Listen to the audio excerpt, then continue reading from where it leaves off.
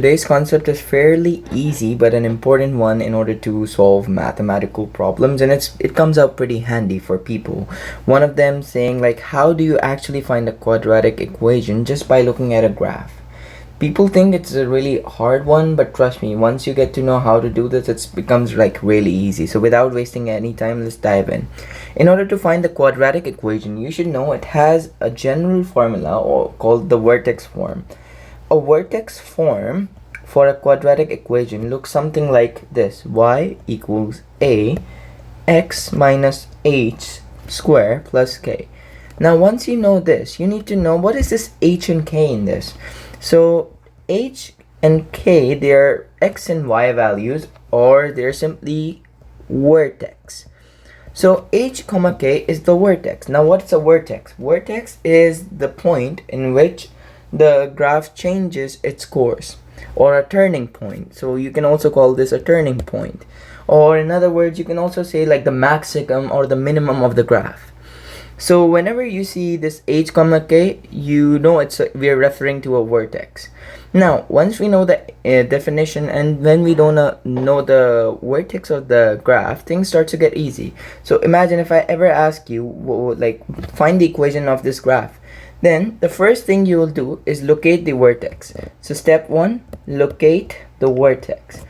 Just by looking at the graph, you can tell that the turning point, or the point at which the graph changes its course, is this one. So this point in our case is minus 10 comma 12.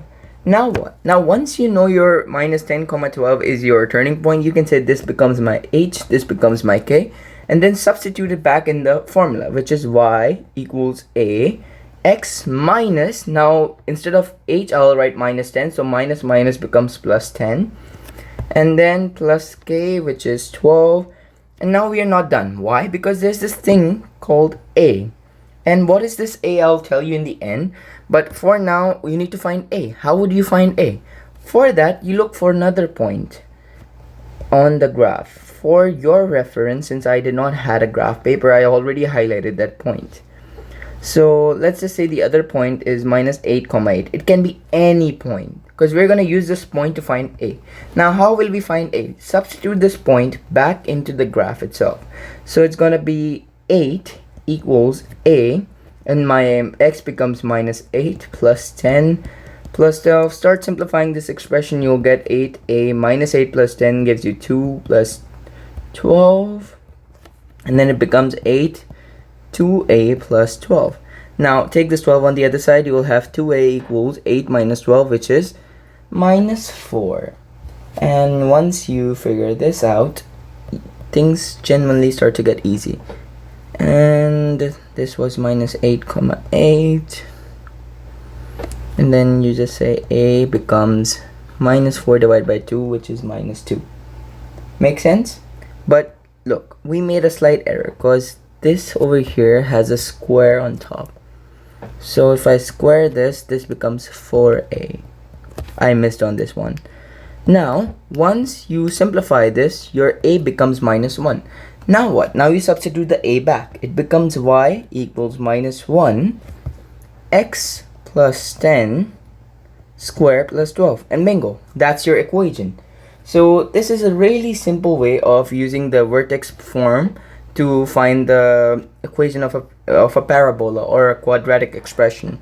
So once you're done with this, I told you guys that I'll tell you what a is. So basically a is the value which controls whether the parabola is a happy face or it's a sad face. Also, it also determines how wide or how narrow the thing will be.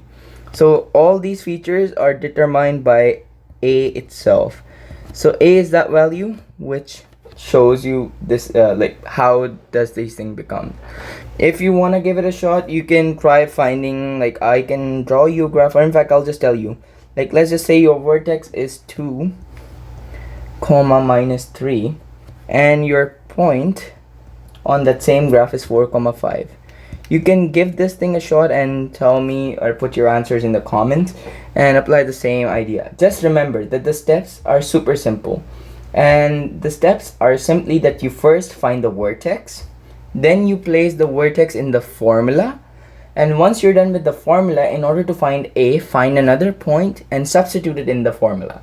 Using that formula, you will get the value of a. Once you have the value of a, your vertex, replace everything with y and x, and boom, you will have your thing, your answer here, just like in this example. I told you guys it's a fairly easy one, but an important one in order to do maths. And that's all for today's video. If you liked it, you can just share it and subscribe it and send it to your friends who might need it. Until then, see you later.